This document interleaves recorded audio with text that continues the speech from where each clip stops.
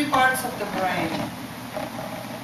So the three parts of the brain, we have the neocortex, the thinking, no? Thinking, I need to go right or left. And you know, this is my name, the think of it. Also, we use the neocortex for many other things than really use it. A lot of time the mind uses, you know, the thinking process. But then we have the reptilian brain, which is in the back. It's the instinctual, the one that knows, the one that is connected to the body, that knows how to capture danger and capture the fly, no? So it's the fight and flight response in the nerve system, the reptilian brain. And then we have the limbic brain, which is the emotional.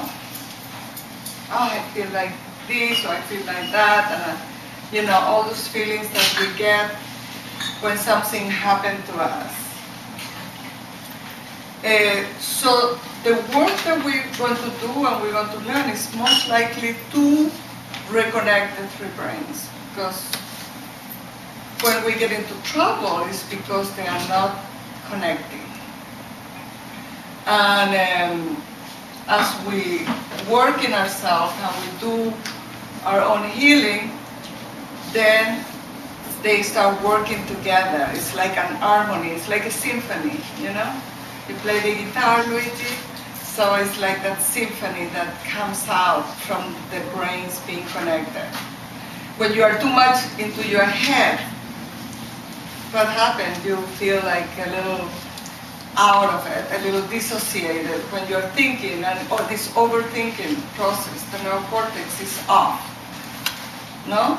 When you are like flying in the sky, you are too much into the reptilian, it's like you are not totally grounded. And when you are in the limbic, which is too much emotion, guess what?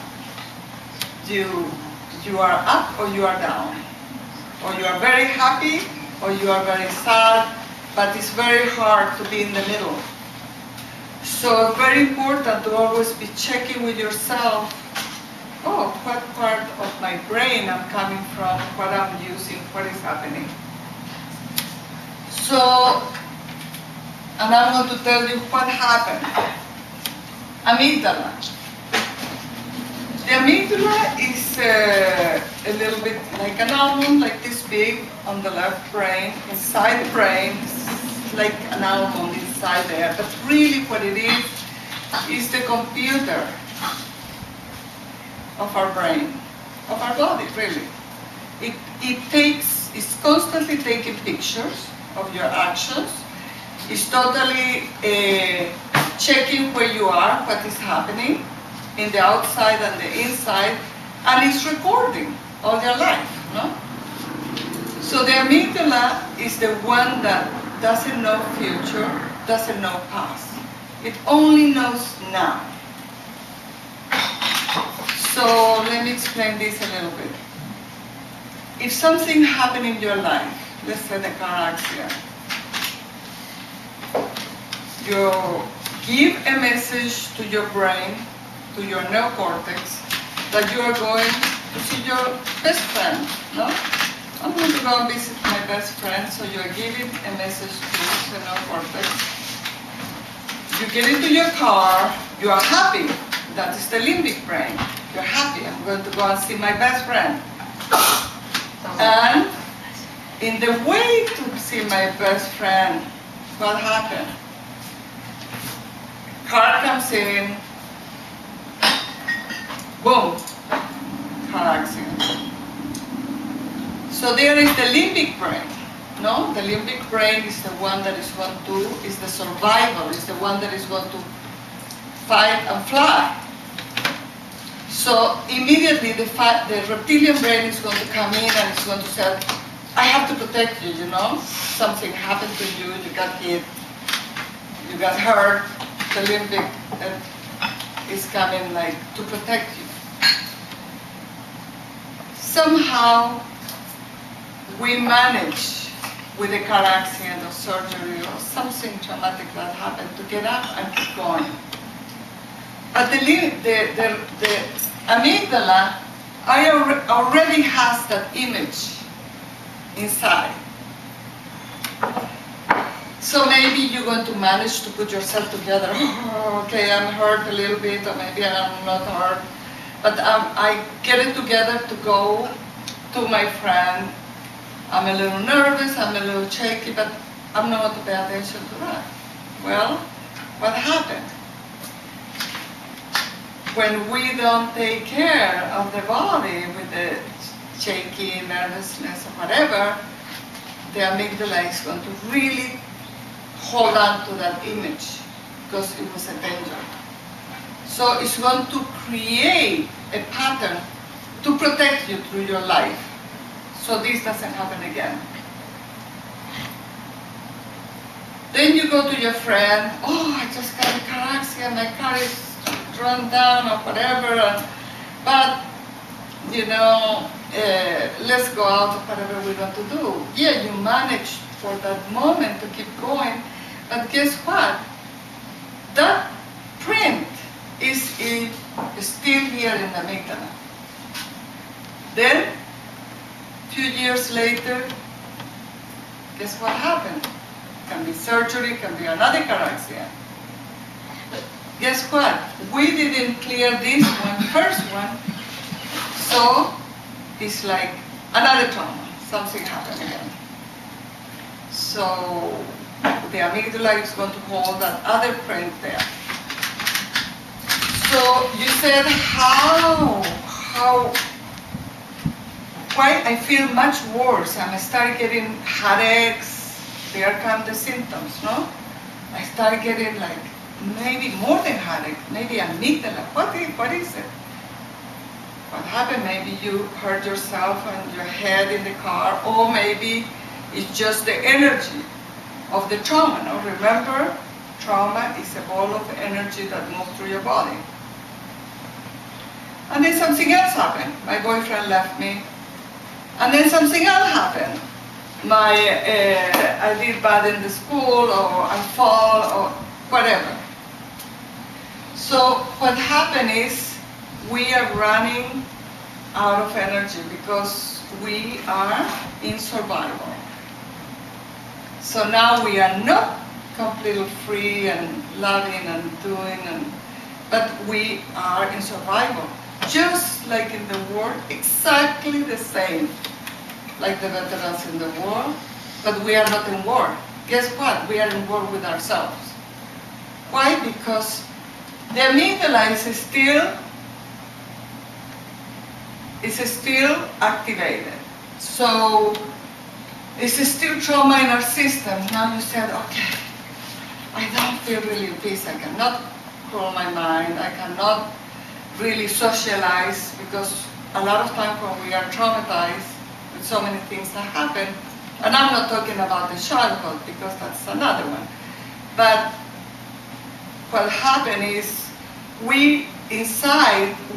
our social engagement is not free. Now when too many people come, your nervous system is overrunning. You are in survival. You need to hide a little bit of this and that. So that is why our work is so important, to work with amygdala. If you don't work with amygdala, you won't move because you are frozen on time.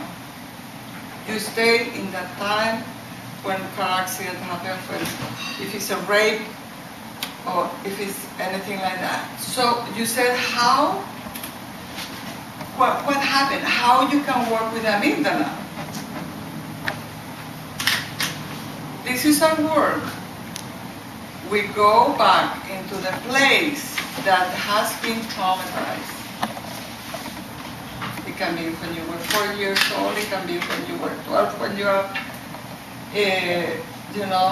your parents, one of your parents passed away, or anything else. You go back, and in a safe environment, you re-experience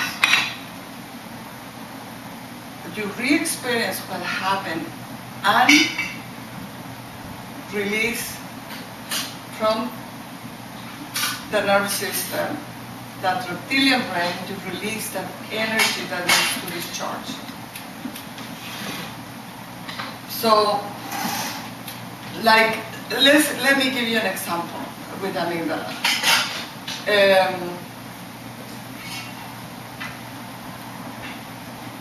The amygdala comes with fear, no?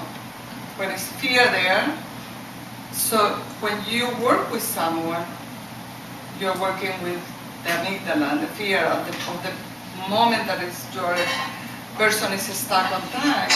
So you can change that, because the amygdala doesn't know past or future, but you can trick the amygdala. So many times what you do, if I work with car accident, most of the time I put the car, okay, before the car hit you, let's put it a little bit away. And let's check your body. What's happening in your body when you know that the car hasn't hit you? Because I'm using an example of a car accident. So the car is right here. Let's see what happened in your body. When the car is far away from you, you are going there, your neocortex wants, to help you to get out of the way from the car. And let's see your reptilian brain. Let's see if it's a little tingling in your body, a little pulsation, a little numbness, a little tightness. Let's see if something is there. Because the reptilian brain discharges through the shaking. Okay? So that way you put the dangerous far away, and you do what you didn't do in the first place, which was stay quiet, let your body shake. It's good to shake and regulate your nervous system. So that is when we shake, when we allow ourselves, like sometimes when I work with people, they sweat, they start sweating, and that is a discharge. It can be a pulsation, it can be a discharge, it can be a breathing. A lot of times that I work with someone, they start yawning, and they are discharging that energy. Remember, trauma is a ball of energy that moves through the body. We want to discharge that energy and regulate it through the nervous system so we can create a healing vortex. So it's the trauma vortex, it's the healing vortex, we want to regulate that. So that is the tracking. So when you ask for sensation, you are tracking the nervous system and releasing from the energy. That energy can go. Now, I have here solar plexus. What happens solar plexus? It's another system that shut down. When you are in shock, even when you see you are driving and then you see someone in the street that something happened or to that person or whatever, you feel like, here, solar plexus, shut down, no, closed. And the viscera, it goes around, it's like a thread in the digestive system that holds everything together so it can function in a perfect harmony. Stomach, liver, pancreas, the whole system needs to be in perfect system. But when it closed, you feel like you start also feeling stomach ache, no? And other things. So important sometimes when I work with people, I hold. All of you know that I go to this point and I go hard. It's because I'm working with the solar plexus, releasing the shock of the trauma and opening up the energy here. So, because if you don't, guess what you want to experience? You want to start experiencing palpitation, heart palpitation, because if something traumatic happened, the heart rate goes up, the system goes off, and you get stomach problem, no? So, viscera, solar plexus. And when you work on the solar plexus and the viscera, you can move out of the dorsal vagal. And the dorsal vagal is an awakening. It's an awakening and allow us to shift. So I'm not sure if you guys are familiar with the dorsal vagal, but it's the transmuter. It transmutes the heart rate, no? Here. It's a mediation, it's a transmitter, mediation of the cardiovascular, gastrointestinal functions. It's a primal survival, and this is really important that you know this, because it's a primal survival. And when you see someone having problems, stomach problem, that is because it can connect. And then they get anxiety, panic attack. People start getting panic attack and anxiety, no? And then they go to the doctor and they say, oh, guess what? I need to give you an antidepressant pill because so I can, you are off. But it's nothing to do with that. It's because the system is not completed. It's not functioning in a perfect condition. So then we go to the crystals. So when a trauma hasn't resolved, the system is off, guess what? The nerve system creates a crystal, which is a calcification. It's a calcification that holds in different places in the body and holds in the endocrine system, which is endocrine system, heart, liver, spleen, all of those, okay? Kidneys. You have everything in your book. So what we do with this work, we transmute. So the heart, you won't have a heart attack when you get older. You will regenerate that organ. So we want to regenerate this system, bring it back to normal, so you don't have kidney stones, heart problems, blah, blah, blah, blah.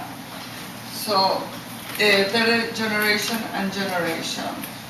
And so the strategies of the points with Dr. John Ray that I learned, through the years, have shown me that this work is so much faster than going to years and years of therapy and not getting anywhere because you haven't organized your system. You haven't regulated your system. You can go and talk to a therapist and tell them, I have this problem, I have that problem, this problem. Show me how to have self-esteem. Show me how to blah, blah, blah. If you haven't regulated your system, you can cry for... I have worked with people that they have cried for 10 years straight every day. What is that? It's re-traumatizing. They re-traumatize and they go over and over, over and over. This happened to me, and this happened to me, and this happened to me. But it's no regulation in the system, so you want to go again and again and again because you haven't regulated your system. This machine that we have is a perfect instrument. God has given us the perfect instrument to go into the scale of emotions to unconditional love. Because we can't get to conditional love if we don't heal. Because it's always going to be a judgment, like Susan was reading, a judgment to yourself or to others.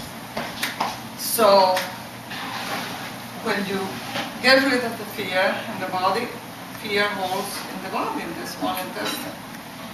So, other ways, a lot of people, they said, oh, it's a borderline, oh, it's this, oh, it's this. Nobody's anything, they're just words. It's just that it's no regulation in the system. So the point, the idea of working with people